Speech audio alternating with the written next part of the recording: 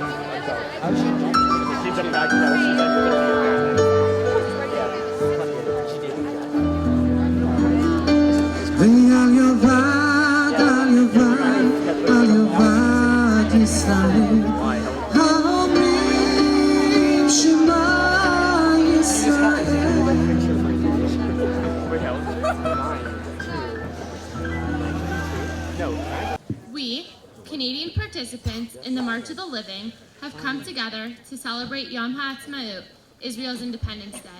Last night and today, during Yom HaZikaron, we remembered those who exposed themselves to mortal danger in the days of struggle prior to the establishment of the State of Israel, and the soldiers of Sahal, the Israel Defense Force, who fell in the wars of Israel beginning in 1948, 65 years ago. This morning, sirens reverberated throughout the entire country. Traffic came to a halt. All public life stopped as everyone stood for 2 minutes of silence. We begin the celebration of Yom HaAtzmaut with the knowledge that our Israeli brothers and sisters have paid a dear price for their independence, a price that we solemnly and respectfully observe today. Here we stand in the vicinity of Latrun, where the Battle of 1948 was crucial in Israel's struggle for independence. The heroic efforts of the newly created IDF forces in this vicinity created the momentum for opening the way to convoys full of food, fuel, arms, and other supplies to the besieged city of Jerusalem. 65 years ago, a young 20-year-old platoon leader named Ariel Sharon nearly died in this same area. In a wadi, barely visible by the road, where rushes now separate bright green vineyards from golden brown fields of grain, he was pinned down for hours with his men. He was shot in the stomach and the thigh. His radio was destroyed, and he did not hear the order to withdraw. It was only when he saw enemy soldiers on the hills behind him that he realized that him and his remaining men had been left behind alone. He quotes, "It was a very hot day, and all around it was burning.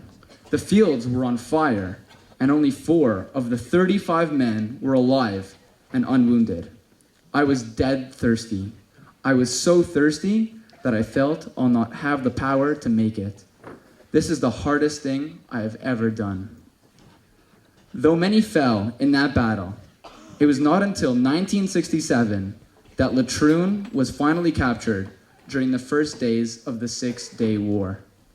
We now recite a poem in honor of the memory of those brave and courageous soldiers who fell in battle here in this area in 1948 and 1967, and in honor of all the heroic soldiers who sacrificed their lives in defense in the State of Israel since the founding of the Jewish state. The parade of the fallen. They come from the mountains, from the valley, from the desert. They come, names, faces, eyes, and stand for the parade. They come with a masculine step, strong and tan. They emerge from the shattered plains and from the burnt tanks. They rise from behind the rocks, from across the dunes, from connecting ditches. Brave as lions, tough as tigers, swift as eagles, and they pass, one by one, between two rows of angels, who feed them candy and place flowers around their necks. And I look at them, and all of them are happy. These are my brothers, my brothers. And they meet one another, black eyes and blue and brown. And they remind one another of names and weapons and places, and pour each other cups of coffee and tea. And they shout out suddenly, calling, "How you doing, man?" And they meet friends and comrades in the crowd.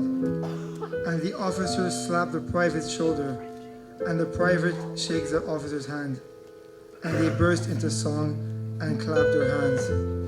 And the meeting lasts a day and a night, a day and a night, because there has never been a group like this in heaven. And then, suddenly, they hear familiar voices crying. And they look homeward at fathers and mothers, at wives, children, brothers and sisters. And their faces are silent, and they stand confused. And then someone quickly whispers, "Forgive us, we had to. We won the battles, and now we are resting." These are my brothers, my brothers. And so they stand, light on their faces, and only God alone passes among them, with eyes filled with tears, kissing their wounds. And God says in a trembling voice to the white angels, "These are my children, these are my children."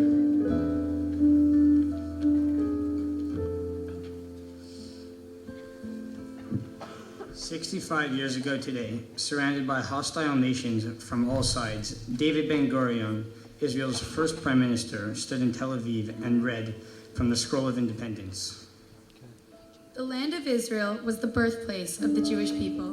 Here, their spiritual, religious, and national identity was formed.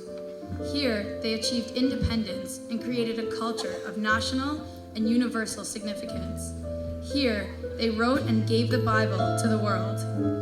Exiled from the land of Israel, the Jewish people remained faithful to it in all the countries of their dispersion, never ceasing to pray and hope for their return and the restoration of their national freedom.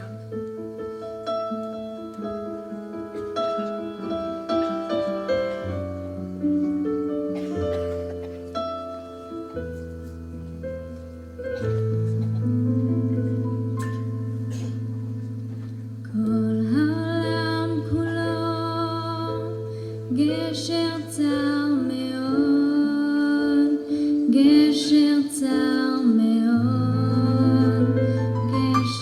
צר